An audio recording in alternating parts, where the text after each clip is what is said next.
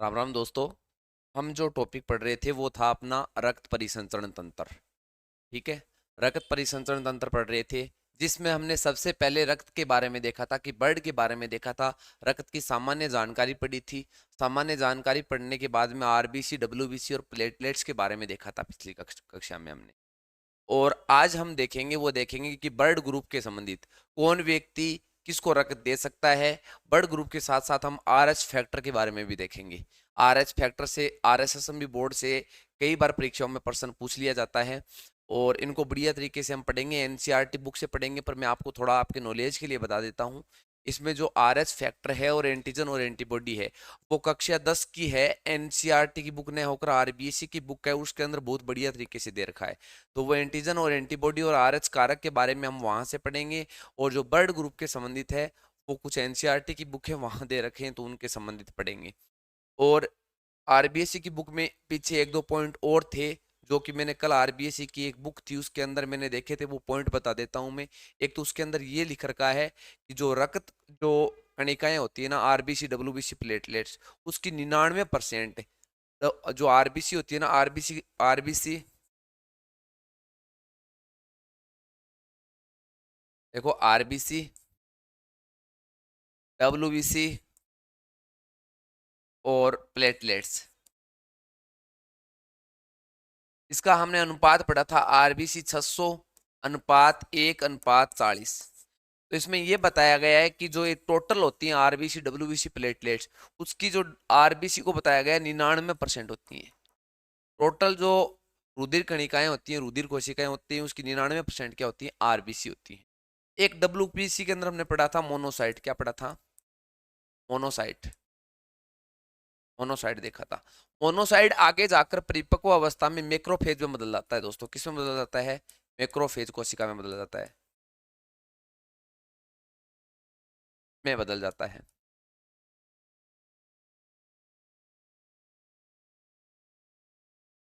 एक ये दे रखा था कि जो डब्ल्यूबीसी है ना, डब्ल्यूबीसी, उसमें लिम्फोसाइट देखा था ना, लिम्फोसाइट, लिम्फोसाइट, लिम्फोसाइट, उसके 3 प्रकार दे रखे हैं भी। ठीक है।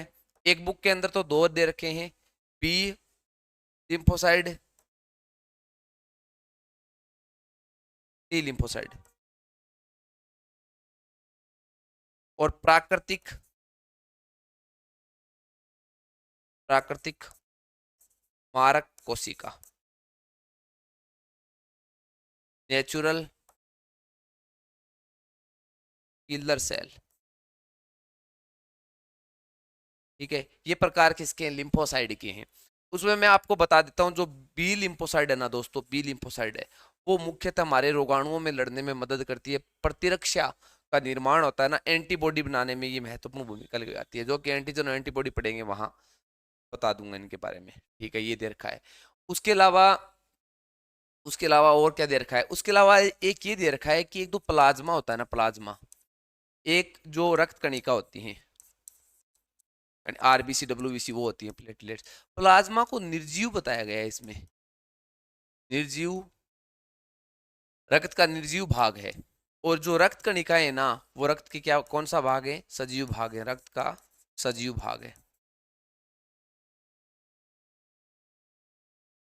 ये चीजें आप नोट कर सकते हो, ये थोड़ा सा बता रखा है उसके अंदर, तो मैं आपको बता देता हूँ क्योंकि हमारे पढ़ने का उद्देश्य यही है कि एनसीईआरटी और आरबीएससी के अंदर एक भी ऐसा कोई पॉइंट नहीं होगा जो कि हम यहाँ पे नहीं बताया जाएगा आपको। चलो तो आज देखते हैं ब्लड ग्रुप के बारे में, रक्त समूह के बारे में देखते हैं। बहुत इंपॉर्टेंट है, इंटरेस्टिंग भी है रक्त समूह है। नॉलेज भी आपको, इसकी नॉलेज भी होनी चाहिए, भी दैनिक जीवन में बहुत काम आता है। ब्लड ग्रुप,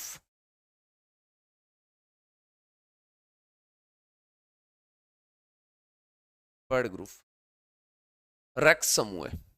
सबसे पहले हम ये बता देते हैं आपको, रक्त समूह सभी को अपने अपने रक्त समूह का पता होना चाहिए भी कौन कौन सा रक्त समूह है। ठीक है। और रक्त समूह की खोज किसने की थी हम ये देखते हैं। 1901 में वैज्ञानिक आया था, 1901 में, Karl Landsteiner, Landsteiner, Karl Landsteiner ने किसकी खोज की थी, रक्त समूह की खोज की थी उन्होंने।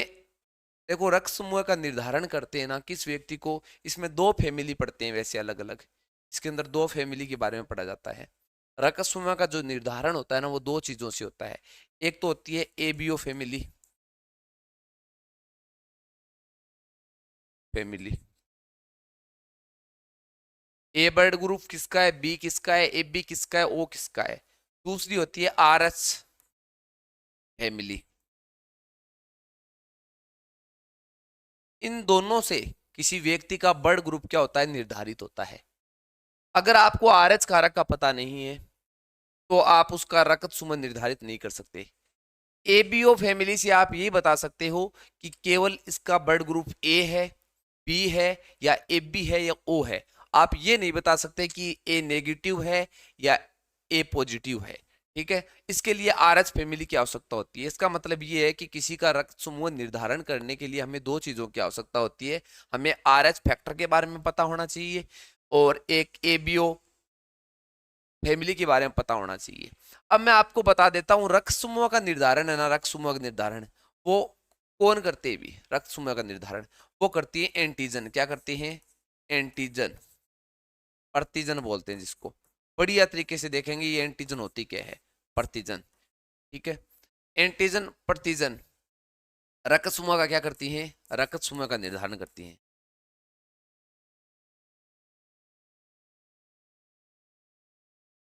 रक्त समूह कौन सा है उसका निर्धारण कौन करती है? एंटीजन करती है।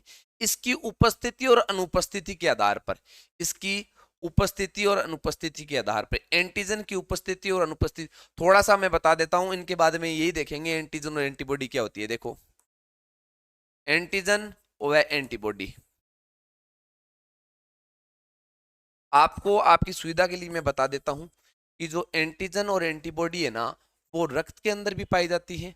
ठीक है, इसके अंदर एंटीजन की बात करते हैं। एंटीजन है ना वो बाहर से आने वाले जीवाणु भी एंटीजन के रूप में कार्य करते हैं, जो अपने शरीर के अंदर आकर, अपने शरीर के अंदर हमने बी लिम्फोसाइट पढ़ी थी उस पर आकर वो आक्रमण करते हैं।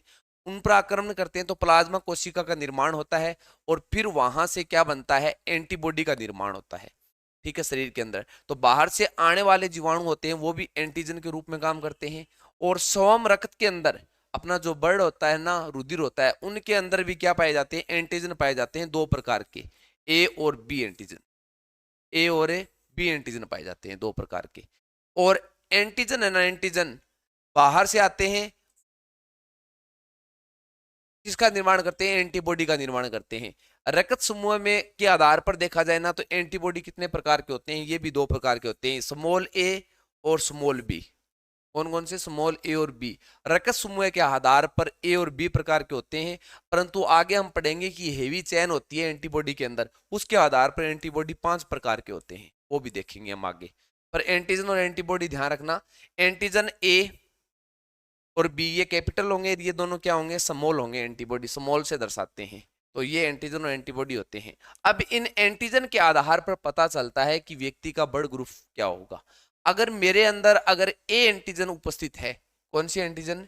ए एंटीजन अगर मेरे शरीर के अंदर उपस्थित है ना तो मेरे अंदर कौन सा ब्लड ग्रुप है? मेरा ए ब्लड ग्रुप है। तो एंटीजन ही रक्त समूह का क्या करते हैं? निर्धारण करते हैं। एंटीजन की अनुपस्थिति और उपस्थिति के आधार पर ब्लड ग्रुप को 4 वर्गों में बांटा गया है। 4 वर्गों में बांटा गया है। कितने वर्गों में? 4 वर्गों में बांटा गया है। कौन कौन से वर्ग हैं? भी ए ब्लड ग्रुप,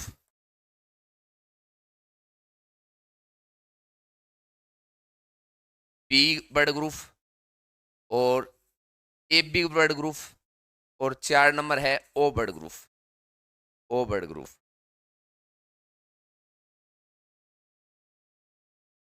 ये 4 प्रकार के रक्त समूह होते हैं व्यक्ति के अंदर।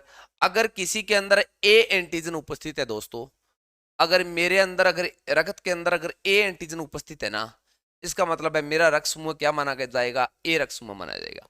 अगर मेरे शरीर के अंदर, मेरे रक्त के अंदर ये जो एंटीजन होती है ना, आरबीसी की सतह पर पाई जाती है। आरबीसी होती है ना, रक्त के अंदर पड़ा था, उसकी सतह पर होती है एंटीजन।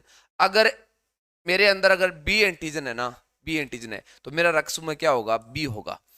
अगर दोनों एंटीजन है मेरे अंदर, ए और बी दोनों, अगर मेरे जो रक्त के अंदर जो आरबीसी है उसके ऊपर ए और बी दोनों अगर एंटीजन पाई जाती है ना, तो मेरा रक्त समूह क्या होगा, ए बी रक्त समूह होगा। कई बार ऐसा भी हो सकता है कि किसी रक्त के अंदर कोई भी एंटीजन नहीं पाई जाती, न तो ए पाई जाती न बी पाई जाती, तो इसको जीरो से दर्शाते हैं और इसको सामान्य ओ बोल देते हैं हम। तो उसका ब्लड ग्रुप क्या होगा, ओ ब्लड ग्रुप होगा, जिसके अंदर न तो ए एंटीजन होती है और न बी एंटीजन होती है। आपकी सुविधा के लिए ये भी बता देता हूं मैं, क्योंकि आगे एंटीजन एंटीबॉडी पढ़ेंगे। ई एक ही है नहीं, ई एक ही कदी कौन जाता आपस में, ए दोनों घड़ी मिल जाएगा नहीं तो भी, ए दोनों घड़ी मिल जाएगा नहीं तो आपस में क्या हो सियांगी, तो हम आसान हो सियांगो।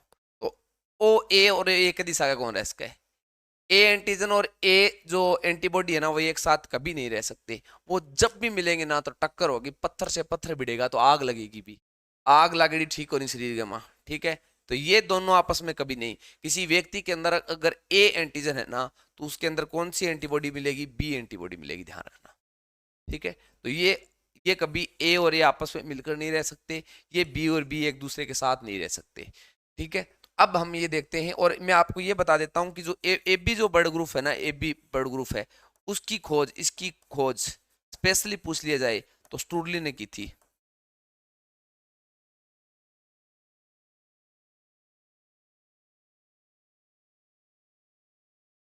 देश के लेटो, दो वैज्ञानिक थे।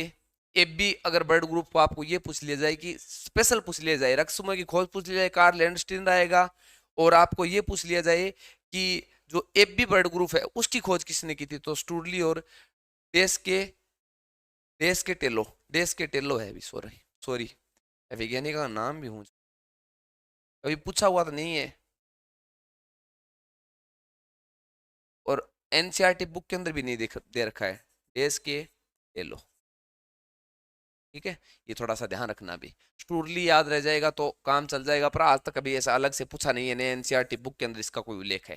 केवल ये दे रखा है 1901 में कार्ल लैंडस्टीनर ने किसकी खोज की थी, रक्त समूह की खोज की थी। तो ये चीजें पहले ए बी फैमिली के बारे में देखेंगे, फिर आर एस फैमिली के बारे में देखेंगे।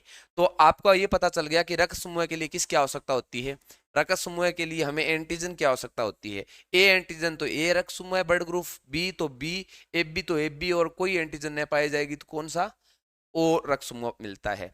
और एंटीबॉडी, एंटीबॉडी ए और बी दो प्रकार के होते हैं। अब आगे इनको देखते हैं भी, आगे हम ये देखेंगे कि कौन किसको रक्त दे सकता है। मैं बता देता हूं, हमेशा एंटीजन से ही एंटीबॉडी का निर्माण होता है। जब अपने शरीर के अंदर एंटीजन एंटीबॉडी को आगे समझेंगे बढ़िया तरीके से, ठीक है।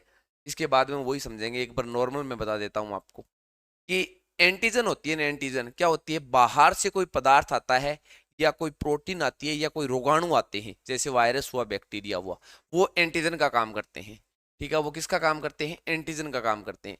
जैसे ही वो अपने शरीर के अंदर प्रवेश करते हैं, शरीर के अंदर हम डब्ल्यूबीसी होती है रक्त के अंदर, डब्ल्यूबीसी के अंदर हमने लिम्फोसाइड पढ़ी थी, एकणिका में के अंदर पड़ी थी।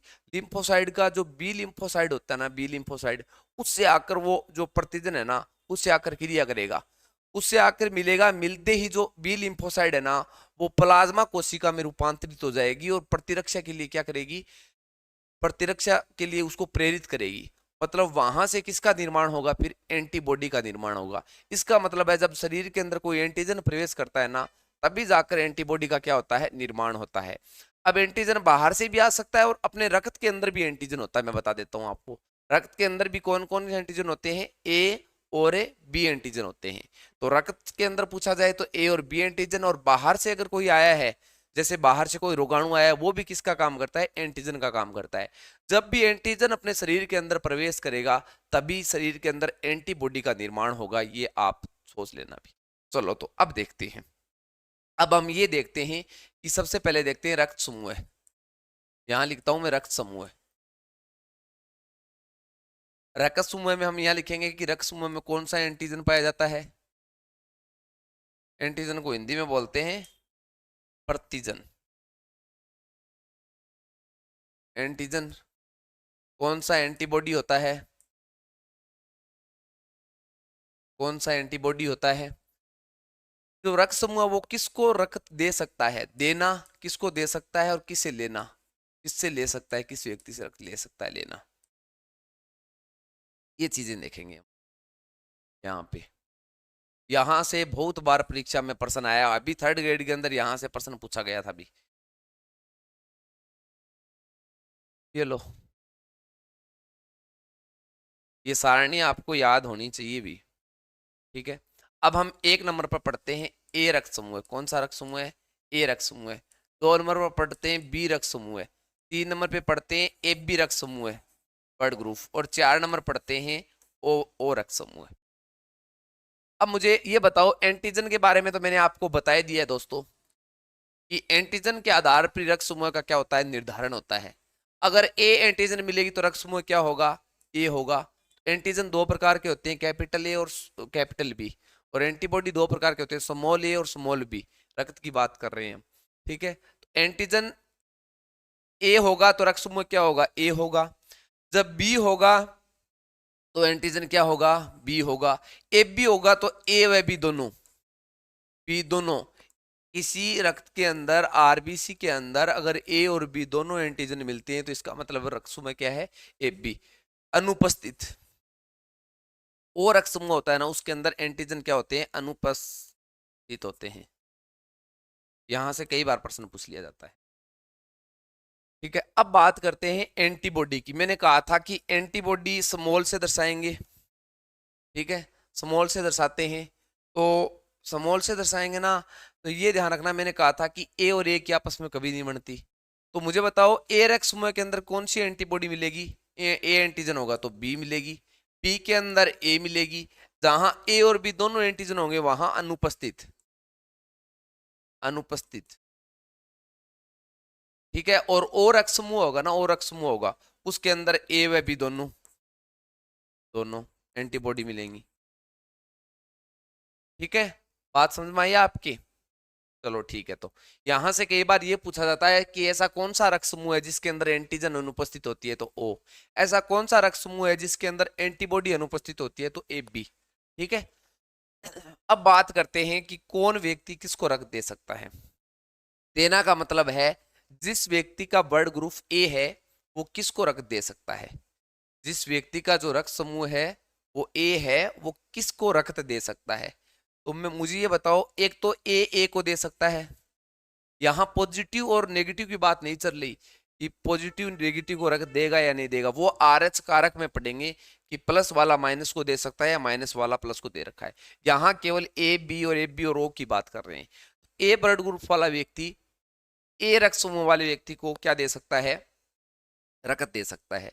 क्योंकि मुझे बताओ, अब मुझे बाहर से कोई रक्त दे रहा है, मेरा ब्लड ग्रुप ए है, तो बाहर से कोई रक्त आ रहा है, रक्त आ रहा है तो उसके अंदर मुझे बताओ एंटीजन भी आ रहा है ना। एंटीजन कौन सा आ रहा है? ए एंटीजन आ रहा है। कौन सा एंटीजन आ रहा है? ए एंटीजन आ रहा है। तो अपने मेरे शरीर के अंदर एंटीबॉडी का निर्माण होगा। किसका निर्माण होगा? एंटीबॉडी का निर्माण होगा। एंटीबॉडी कौन सी होगी? बी, बी होगी। बी होगी तो कोई दिक्कत नहीं होगी बी, क्योंकि बी और ए की तो बढ़िया पटड़ी बैठा है, ठीक है। तो बी एंटीबॉडी बनेगी, क्योंकि मेरे अंदर भी ए रक्त समूह है और बाहर से भी ए आ रहा है, तो मेरे अंदर कौन सी एंटीबॉडी बनेगी? बी बनेगी। बी ए ने पिछाड़ जाएगी कहाँ? या तो कोई नहीं, आपने साग बढ़िया पटड़ी बैठे नहीं, वही आयो है बारों, कोई अलग कोई शत्रु को नहीं आयो। तो ए को दे सकता है रक्त समूह, ठीक है। अब ए ब्लड ग्रुप वाला व्यक्ति और किसको दे सकता है? आप दिमाग लगाओ। ए ब्लड ग्रुप वाला व्यक्ति और किसको रक्त दे सकता है? और वो उसको दे सकता है जिसके अंदर एंटीबॉडी न हो। कौन किसको दे सकता है? जिसके अंदर क्या न हो? एंटीबॉडी। अब मुझे बताओ कि मेरे अंदर एंटीबॉडी नहीं है, मेरे अंदर क्या नहीं है? एंटीबॉडी नहीं है। मेरे अंदर एंटीबॉडी नहीं है, मतलब मेरा जो रक्त समूह है ना वो है ए और बी। क्या है? ए और बी है। मेरे अंदर एंटीबॉडी है ही नहीं, ए और बी मेरा रक्त समूह है। तो एंटीबॉडी नहीं है तो बाहर से कोई एंटीजन आएगा, ठीक है। बाहर से क्या आएगा? कोई एंटीजन आएगा, और मेरा रक्त समूह ए बी है जिसके अंदर एंटीबॉडी अनुपस्थित है। तो मुझे बताओ एंटीबॉडी नहीं होंगी तो क्या दिक्कत है? एंटीजन आ जाएगा, कोई दिक्कत नहीं होगी। तो ये ए बी को दे सकता है। इसीलिए मैं आपको बता देता हूं कि जो ए बी जो ब्लड ग्रुप है ना, ए बी ब्लड ग्रुप है, वो होता है सर्वग्राही। क्या होता है? सर्वग्राही होता है। ओ ब्लड ग्रुप होता है, वो होता है सर्वदाता। ये भी इंपॉर्टेंट है। अब ए बी ब्लड ग्रुप सर्वग्राही क्यों होता है? कि जिसका रक्त समूह ए बी होगा ना, ए बी होगा, वो सभी का रक्त ले सकता है, वो ए से भी ले सकता है, बी से भी ले सकता है, ओ से भी ले सकता है। लेने का कारण क्यों है? क्योंकि इसके अंदर अगर मेरा रक्त समूह ए बी है तो मेरे अंदर एंटीबॉडी अनुपस्थित होगी, एंटीबॉडी अनुपस्थित होगी तो मेरे अंदर चाहिए ए रक्त आओ बाहर से, बी आओ, ओ आओ, कोई दिक्कत नहीं है मेरे, ठीक है। तो ये ए बी होता है वो सर्वग्राही होता है। अब बात करते हैं ओ रक्त समूह होता है ना, वो सर्वदाता होता है, सभी को देने वाला होता है। क्यों होता है सभी को देने वाला, मुझे बताओ। सभी को देने वाला होता है क्योंकि इसके अंदर क्या होते हैं, इसके अंदर अनुपस्थित होते हैं एंटीजन, क्या होते हैं, अनुपस्थित होते हैं। अब कोई और रक्त समूह वाला व्यक्ति है, मुझको रक्त दे रहा है, मेरे अंदर ऐसा मान लीजिए ए रक्त है या बी रक्त है, मेरे को कोई बाहर से कोई व्यक्ति है जिसका ओ ब्लड ग्रुप है, वो मेरे को दे रहा है, मेरे को दे रहा है, मेरे शरीर के अंदर ऐसा मानो बी ब्लड ग्रुप है, और एंटीबॉडी कौन सी होगी शरीर के अंदर, ए एंटीबॉडी है मेरे अंदर, ठीक है। बाहर से ओ आया, ओ के अंदर एंटीजन अनुपस्थित है, तो कहां दिक्कत होगी एंटीबॉडी को, कहीं दिक्कत नहीं होगी। तो ओ रक्त समूह को क्या कहते हैं, सर्वदाता, और ए बी को सर्वग्राही। इन्हीं दोनों में बात करें कि नेगेटिव ज्यादा कौन है, पॉजिटिव कौन है, तो जो सर्वदाता होता है ना वो ओ नेगेटिव को कहते हैं, ओ नेगेटिव को कहते हैं, ध्यान रखना। और सर्वग्राही होता है ना वो ए बी पॉजिटिव को कहते हैं, ए बी पॉजिटिव को सर्वग्राही कहते हैं। इनको मैं आपको जब आर एच कारक पढ़ेंगे ना वहां समझा दूंगा इनको, ठीक है। तो ओ नेगेटिव को सर्वदाता और ए बी पॉजिटिव को सर्वग्राही कहते हैं, सीधा याद रखना है, ए बी को सर्वग्राही कहते हैं और ओ को सर्वदाता कहते हैं। अब आपको बताने की आवश्यकता नहीं होगी। ए रक्त समूह वाला व्यक्ति किसको देगा, ए को देगा और ए बी को देगा, क्योंकि ए बी तो सर्वग्राही है, सभी से रक्त ले रहा है। बी वाला बी को दे देगा और ए बी को दे देगा। ए बी वाला किसको देगा, बी ए बी वाला केवल ए बी को देगा, ठीक है। और ओ वाला किसको देगा, आगे वाले को देगा, ओ वाला सभी को देगा, मतलब सर्वदाता होता है ना ये, सभी को देगा, ये ए को भी देगा, बी को भी देगा, ए बी को भी देगा और ओ को भी देगा, ये सर्वदाता होता है, सर्वदाता ये देगा भी। ए रक्त समूह वाला व्यक्ति इसको, इनको देगा, बी सी ए बी हो गया। अब लेना, मुझे बताओ, ए रक्त समूह वाला व्यक्ति ए तो ए से ले सकता है, जिसका ब्लड ग्रुप ए है उससे ले सकता है। एक सर्वदाता कौन है, ओ है, तो ओ से ले सकता है, ठीक है। ये बी से ले सकता है, ओ से ले सकता है, ए बी है वो ए बी से ले सकता है खुद से और ओ से ले सकता है। ओ ब्लड ग्रुप वाला व्यक्ति केवल ओ से ही ले सकता है, ध्यान रखना। अब कोई जिको दानदाता मरना चाहे नहीं है, कई बार दिक्कत बात जावे भी, देखो भी अगर किसी का ओ ब्लड ग्रुप है, चलो ठीक है, वो दान पुण्य का काम कर सकता है, वो सभी को दे सकता है भी ब्लड, पर अगर उसके कभी दिक्कत हो गई, उसके कभी दिक्कत हो गई, क्या दिक्कत हो गई, उसके ये दिक्कत हो गई कि कभी रक्त की आवश्यकता पड़ी और ओ ब्लड ग्रुप है, तो वो केवल ओ से ही लेगा, ध्यान रखना, और से नहीं ले सकता। और ओ नेगेटिव मिल गया ना तो और भी ज्यादा दिक्कत आ जाएगी, क्योंकि ओ नेगेटिव होता है वो सर्वदाता होता है, वो तो बहुत कम मिलता है ओ नेगेटिव। किसी का ब्लड ग्रुप ओ नेगेटिव है, इनको पॉजिटिव में ले सकते हो, नेगेटिव में ले सकते हो। पॉजिटिव में वैसे ले सकते हो कि यार हम किसी को दे रहे हैं, किसी की जान बचा रहे हैं, हमारा वो नेगेटिव है। और कई बार अड़ी बात जाओ है नहीं, ये भी ले सका कि यार वो नेगेटिव है, रोमान हो जाएगा। तो चलो, ये सारणी से बहुत बार परीक्षाओं में प्रश्न आते हैं, इसको इंपॉर्टेंट लगा लेना आप, आईएमपी, ठीक है। चलो तो आगे चलते हैं, आगे बढ़ते हैं। अब इससे आगे हम ये पढ़ेंगे, इससे आगे हम ये पढ़ेंगे, हाँ। अब थोड़ा सा मैं आपको ये बता देता हूँ कि ए बी और ओ वाले पाए कितने जाते हैं, विश्व में बात करते हैं। तो विश्व में क्या होता है अभी, विश्व की बात करते हैं, विश्व की। विश्व में ए ब्लड ग्रुप वाले कितने पाए जाते हैं, बी वाले कितने पाए जाते हैं, ए बी वाले कितने परसेंट पाए जाते हैं लोग, और ओ वाले कितने परसेंट पाए जाते हैं। सीधा सा तरीका है, मुझे बताओ, चार है तो चार का 25-25-25-25% होना चाहिए ना, तो ए 25% होगा, ए से ओ पे आ जाइए सीधा, ये 30% होगा। इससे फिर वापस बी पे आ जाइए, ये 35% होगा, और इनको जोड़ लीजिए, ये 10% होगा। तो सर्वाधिक जो रक्त वाले पाए जाते हैं वो बी रक्त वाले पाए जाते हैं विश्व के अंदर, सबसे कम पाए जाते हैं वो ए बी वाले पाए जाते हैं, ये ध्यान, ठीक है। इनको जोड़ के देख लेना भी सही आएगा। इसके बाद में मैंने आपको बता दिया वो तो, कि जब बी रक्त वाले व्यक्ति को, जब ए रक्त बाहर से अगर अंदर आता है तो क्या होगा, ठीक है ना, रक्त का स्कंदन हो जाएगा और व्यक्ति की मृत्यु भी हो सकती है, ध्यान रखना ऐसी कंडीशन में। अब हम पढ़ेंगे एंटीजन और एंटीबॉडी के बारे में। ये वास्तव में जो एंटीजन है, एंटीजन या प्रतिरक्षी, सॉरी प्रतिजन, ये होता क्या है। ठीक है, एंटीजन और प्रतिजन ये होता क्या है, मैं आपको बता देता हूं कि बाहर से आने वाले, शरीर में प्रवेश करने वाले ये वे रोगाणु होते हैं, रोगाणु या पदार्थ जो बाहर से शरीर में प्रवेश करते हैं, जो बाहर से शरीर में प्रवेश कर शरीर में प्रवेश कर रक्त के अंदर होती है बी लिम्फोसाइड। क्या होती है? B lymphocyte. आ रहा हूं पहली बहुत, ये बी लिम्फोसाइड आगे मिल रहे हैं। प्रवेश कर बी लिम्फोसाइड को, बी लिम्फोसाइड को, इस बी लिम्फोसाइड को है ना, बी लिम्फोसाइड को प्लाज्मा कोशिका में रूपांतरित कर, प्लाज्मा कोशिका में रूपांतरित कर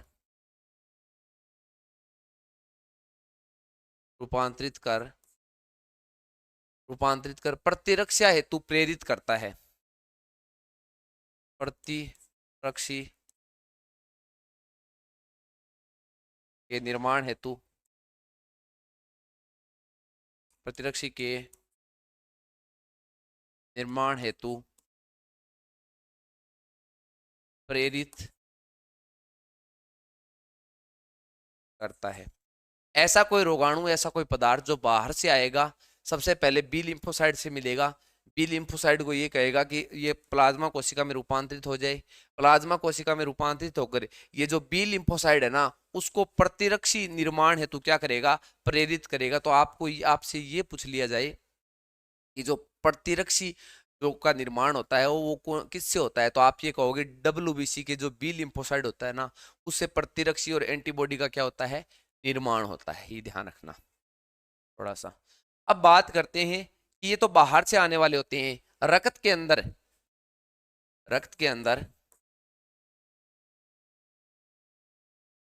अंदर भी, जिसको आंतरिक प्रतिजन बोलते हैं, रक्त के अंदर भी प्रतिजन उपस्थित, प्रतिजन या एंटीबॉडी उपस्थित होती हैं। ये कितने प्रकार की होती हैं? तो यह दो प्रकार की होती हैं, दो प्रकार की होती हैं, दो प्रकार की होती हैं, ए और 2 नंबर बी एंटीजन। रक्त के अंदर ए और बी एंटीजन पाई जाती हैं। यही जो एंटीजन होती है ना, वो रक्त समूह का क्या करती है? निर्धारण करती हैं। और मैं बात करता हूं कि ये एंटीजन है ना, ये रक्त के अंदर एंटीजन, रक्त के अंदर एंटीजन, ये आरबीएससी की बुक के अंदर दे रखा है पूरा का पूरा। रक्त के अंदर एंटीजन होती है ना, एंटीजन, एंटीजन जो आरबीसी है ना, आरबीसी, आरबीसी की सतह पर पाई जाती हैं, सतह पर पाई जाती हैं। आरबीसी की जो सतह होती है ना, आरबीसी की सतह पर वो क्या पाई जाती है? आरबीसी की सतह पर पाई जाती हैं ये एंटीजन ए और बी है। ठीक है, तो ये ध्यान रखना। और ये जो एंटीजन है ना, एंटीजन, एंटीजन से ही हमेशा किसका निर्माण होता है? एंटीबॉडी का निर्माण होता है। एंटीजन जब बी लिम्फोसाइड से आकर मिलता है, बी लिम्फोसाइड से आकर मिलेगा, तो फिर प्लाज्मा कोशिका का निर्माण होगा, और फिर किसका निर्माण होगा? एंटीबॉडी का निर्माण होगा शरीर में। एंटीबॉडी का निर्माण होगा, एंटीबॉडी का निर्माण होगा, तो फिर जो प्रतिजन होता है वो एंटीबॉडी की आपस में बात जाएगी भी बड़ी यारी। ठीक है, बाहर से कोई वायरस आया, शरीर के अंदर प्रवेश हुआ, प्रवेश होते वो सबसे पहले वायरस होता है, वो किस पर वायरस हुआ, बैक्टीरिया, वो किस पर आक्रमण करेगा? ये बी लिम्फोसाइड पर आक्रमण करेगा। बी लिम्फोसाइड ने बेरो पड़ जाओ बीमारों कोई ना कोई आ गयो, बी लिम्फोसाइड जपते से प्लाज्मा कोशिका का निर्माण करके और एंटीबॉडी को निर्माण कर देगी है। फिर भी एंटीबॉडी की एंटीजन के आपस में होगा घमासान युद्ध। ठीक है, अगर जो वायरस है वो अगर नॉर्मल है, जैसे खांसी जुकाम वाला वायरस है, लड़के बटे ही खत्म कर देगो। और फिर अगर नया हुए तो हम बीमार हो जाते हैं। ठीक है, बैक्टीरिया वगैरह वायरस जनित रोग हो जाते हैं, फिर हमें क्या दिए जाते हैं? टिक्के वगैरह लगाए जाते हैं। टिक्के वगैरह लगाए जाते हैं तो बाहर से क्या दिए जाते हैं? हमें एंटीबॉडी दी जाती है, उनसे, उस एंटीजन से लड़ने के लिए हमें बाहर से एंटीबॉडी की आवश्यकता होती है। शरीर के अंदर एंटीबॉडी भेजी जाती है टीके के माध्यम से। ठीक है, तो ये होते हैं भी एंटीजन। ए और बी दो प्रकार के होते हैं एंटीजन। ठीक है, तो ये एंटीजन आ गया। अब हम देखेंगे एंटीबॉडी के बारे में। एंटीबॉडी के बारे में, एंटीजन ए और बी इस तरीके से होते हैं, देखो ये संरचना होती है, ए की ऐसी संरचना होती है।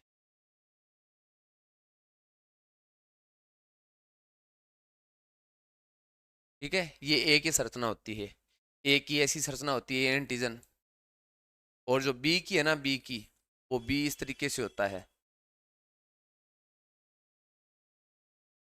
ये बी एंटीजन। ठीक है, अब इसके बाद में एंटीबॉडी देख रहे हैं, एंटीबॉडी।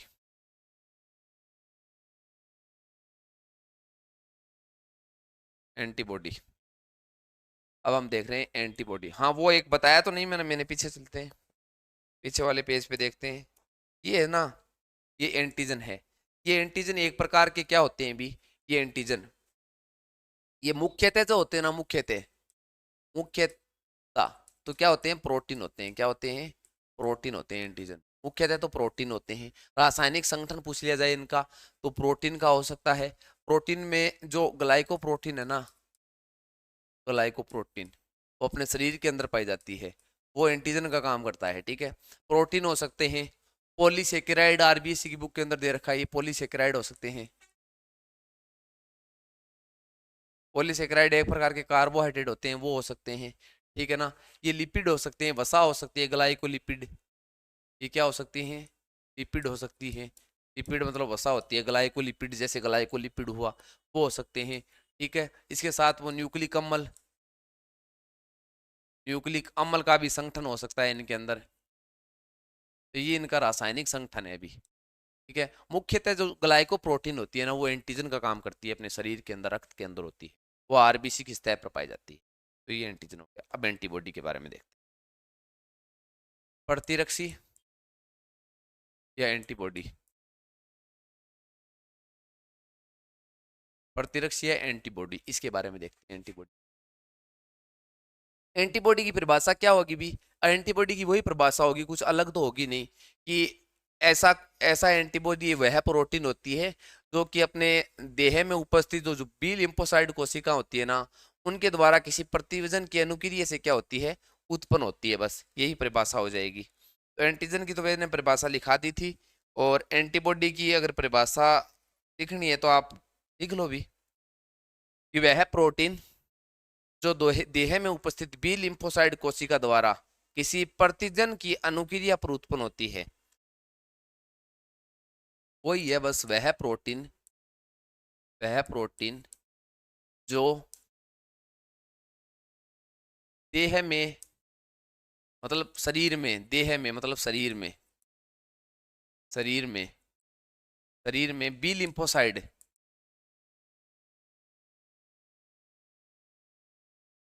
बी लिम्फोसाइड की प्रतिजन, बाहर जो प्रतिजन है ना, प्रतिजन की अनुक्रिया, की अनुक्रिया से उत्पन्न होती है, से उत्पन्न होती है, उत्पन्न होती है, एंटीबॉडी कहलाती है।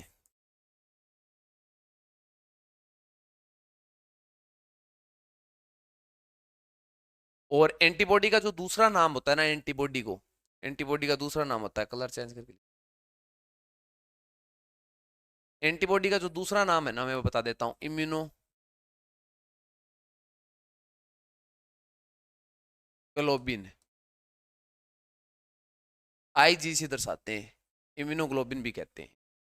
ठीक है, तो ऐसे प्रोटीन का उदाहरण देखें, जैसे जैसे ऐसा कोई प्रोटीन है, तो गामा जो globulin, globulin, gamma globulin protein, ये एंटीबॉडी का काम करती है शरीर के अंदर। ग्लाइकोप्रोटीन होती है, वो एंटीजन का काम करती है, और ये इस प्रकार का काम करती है रक्त के अंदर, रक्त समूह के आधार पर, समूह के आधार पर, या सीधा ही पूछ लिया जाए, एंटीजन जो होती है ना, रक्त समूह के आधार पर रक्त के अंदर होती है, वो ए और बी दो प्रकार की होती है, ए और बी दो प्रकार की होती है। और ये जो एंटीबॉडी होती है ना, उसका निर्माण कहाँ होता है, मैंने बता दिया, बी लिम्फोसाइट द्वारा होता है निर्माण। पर ये जो एंटीबॉडी होती है, वो पाई किस में जाती है, यह है प्लाज्मा में पाई जाती है, प्लाज्मा में पाई जाती है। निर्माण वहां होता जाए और पाई कहाँ पे जाती है, फिर निर्माण होने के बाद में ये प्लाज्मा में चली जाती है, प्लाज्मा में पाई जाती है, ध्यान रखना। और वो आरबीसी की सतह पर पाई जाती है, ध्यान रखना। सामान्य ये समूह के आधार पर ए और बी दो प्रकार की होती है। और अगर आपको ये पूछ लिया जाए कि जो इसकी संरचना संरचना में जो हैवी चैन है, हैवी चैन संरचना में होती है, ये हैवी चैन जो जो एंटीबॉडी की संरचना का अंग है, का भाग है, इसके आधार पर, इसके आधार पर एंटीबॉडी 5 प्रकार की होती है। संरचना देखेंगे भी इसकी थोड़ी सी एंटीबॉडी की, कितने प्रकार की होती है, 5 प्रकार की होती है। मैं बता देता हूं। आईजी, आईजी एक तो एम होती है, एक आईजी जी होती है, एक आईजी एम ए होती है, और एक आईजी कितनी हो गई, 1 2 3 4 ई होती है, और 5 नंबर होती है आईजी डी होती है। याद कैसे रखोगे भी इसको, इसको ट्रिक से याद रख सकते हो। मैड, मैड मन बनाना, M A D, mad, mad बना के उसके आगे क्या लगाना है, जी लगाना है, क्या लगाना है, जी लगाना है, ठीक है। मैड लगा के उसके आगे क्या लगाना है, जी। अब ये जो होती है उनको दर्शाया किससे जाता है, संकेत होते हैं इनके, संकेत होते हैं, संकेत होते हैं। तो एम होती है ना, एम होती है, ठीक है, एम होती है, उसको म्यू से दर्शाते हैं, म्यू से दर्शाते हैं। म्यू शब्द है, ये म्यू का प्रतीक है, ये म्यू से दर्शाते हैं, तभी तो ये म्यू में एम से एम पकड़ा है, म्यू, ठीक है ना। जी, तो जी है ना, जी, वो जी से क्या होगा अभी, देखो डी से डेल्टा वाला देख लेते हैं, ये तो डेल्टा से दर्शाते हैं, डेल्टा, डेल्टा में डी आता है तो आई जी डी नाम पड़ गया इसका, ठीक है ना। और वो होती है, ए होता है ना, ए वो होता है अल्फा, अल्फा, जैसे जैसे याद आ रहे हैं वैसे लिख रहा हूँ मैं, अल्फा। जी होती है ना, जी, जी तो डेल्टा आ गया, जी से गामा, ये क्या होता है, गामा होता है, डेल्टा आ गया, अल्फा आ गया, गामा, गामा से दर्शाते हैं। और ई से अपसाइलेन,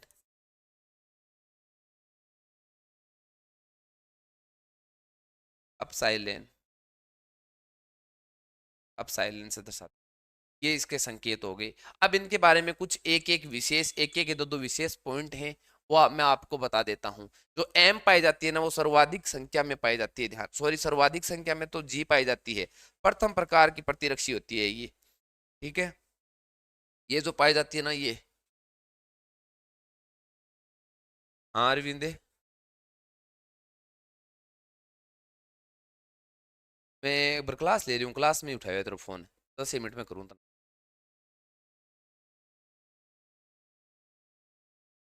देखो आई जी एम, एम होती है ना प्रथम, प्रथम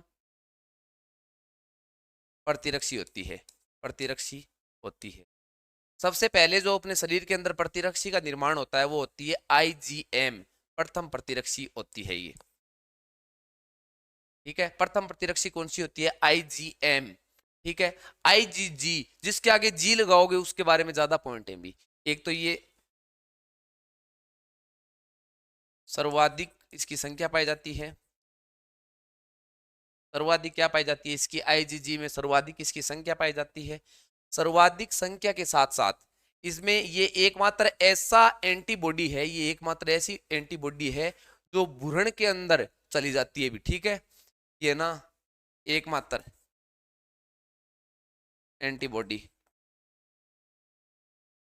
जो भ्रूण तक चली जाती है, भ्रूण तक चली जाती है, उसकी सुरक्षा करती है, उसकी घूर्णन की क्या करती है, ये सुरक्षा करती है। अब मुझे बताओ ए वन चीज क्या होगी भी? ए वन, ए से ही याद रख लेना, सबसे पहले शुरू होता है ए, और माता के दूध से ही हम होते हैं, ठीक है। तो माता के दूध में पाई जाती है ये, माता के दूध से हमें कौन सी मिलती है, माता के दूध से कौन सी प्राप्त होती है, ए प्राप्त होती है। ए वन चीज वही होती है भी, उससे बढ़कर और क्या होगा भी, ठीक है ना। माता के दूध से क्या होती है, जो एंटीबॉडी है वो IgA प्राप्त होती है हमें, ठीक है। और ये नवजात शिशु के लिए, नवजात शिशु के लिए आवश्यक, नवजात शिशु के लिए महत्वपूर्ण होती है, ये महत्वपूर्ण होती है, ध्यान रखना, ठीक है। IgE, ई से होगा एलर्जी, एक तो IgE है ना वो एलर्जी के प्रति होती है, एक IgE पाई किसके अंदर जाती है, मैं कहता हूं कि एक जो पाई जाती है बेसोफिल्स, बेसोफिल्स जो कि हमने WBC के अंदर पढ़ा था, बेसोफिल्स। और एक होती है मास्ट कोशिका, मास्ट कोशिका। मास्ट कोशिका कौन सी होती है भी? वही होती है भी जो हिस्टामिन और हिपेरिन का स्रावण करे। एक प्रकार की बेसोफिल सी मास्ट कोशिका है, हिस्टामिन व हिपेरिन का स्रावण करे में पाई जाती है, बेसोफिल मास्ट कोशिका में पाई जाती है, में पाई जाती है। और ये एलर्जी में, एलर्जी से लड़ने में मदद करती है, से लड़ने का काम करती है, लड़ने का काम करती है। ये लीजिए, इनसे संबंधित प्रश्न आते हैं भी, बाहर वाले प्रश्नों में भी दे रखे हैं कि सर्वाधिक संख्या किसकी पाई जाती है, IgG की पाई जाती है। गर्भाशय में भ्रूण तक कौन पहुंच जाती है, IgG पहुंच जाती है। प्रथम प्रकार की प्रतिरक्षी कौन सी है, IgM है, ठीक है। माँ के दूध में नवजात शिशु के लिए कौन सी सहायक होती है भी, IgA होती है। और ई के बारे में, ई से एलर्जी, ई से एलर्जी पकड़ लेना, ठीक है। और IgA, A1 चीज क्या होगी, माता का दूध होगा, नवजात फिर वो दूध पिएगा तो उसके लिए आवश्यक होती है, तो ये याद हो जाएगी। जी उसके आगे लगाओगे जिसके बारे में सर्वाधिक पॉइंट है, सर्वाधिक संख्या पाई जाती है इसकी, ठीक है ना। ये एकमात्र ऐसी है जो भ्रूण तक पहुंच जाती है। एम, एम का मतलब होता है प्रथम प्रतिरक्षी होती है, ये प्रथम प्रतिरक्षी। याद कैसे रखोगे, मेड से याद रखोगे, MADE, मेड जी, ठीक है। तो ये एंटीबॉडी के हमने प्रकार पढ़ लिए, एंटीबॉडी की थोड़ी सी संरचना पढ़ लेते हैं, चलो देखते हैं। ये RBSC की बुक के अंदर दे रखा है दोस्तों, तब मैं करवाने की कोशिश कर रहा हूँ। एंटीबॉडी, एंटीबॉडी की संरचना ज्यादा तो नहीं पढ़ेंगे, बस थोड़ी सी इनके बारे में देख लेते हैं, होती कैसी संरचना है। एंटीबॉडी की संरचना होती है ना, वो ऐसी होती है, देखो।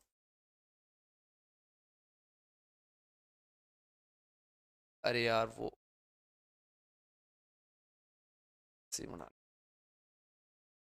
सीधी बना देता हूँ मैं,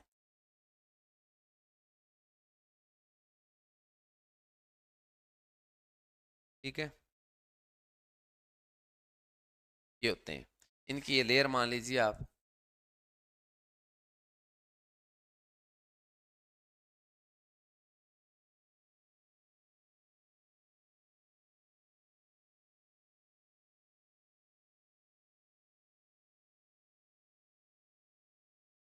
ये इस तरीके की संरचना होती है, वाई आकार की होती है, किस आकार की, वाई आकार की, वाई आकार की होती है। इसमें ना, इसमें इसमें दो चैन होती हैं, एक तो हैवी चैन होती है, भारी श्रृंखला बोलते हैं। सबसे पहले बात करते हैं ये बनी किसकी होती है, एंटीबॉडी ये संरचना होती है ना, ये पॉलीपेप्टाइड श्रृंखला होती है, पॉलीपेप्टाइड श्रृंखला होती है, ये पॉलीपेप्टाइड श्रृंखला होती है, एक नंबर बात, ठीक है। इसमें जो ये आपको दिखाई दे रहा है ना, ये आपको दिखाई दे रहा है, ये है लाइट, लाइट चैन, ठीक है। और ये जो पूरी चैन है, ये बड़ी वाली, इसको बोलते हैं हैवी चैन।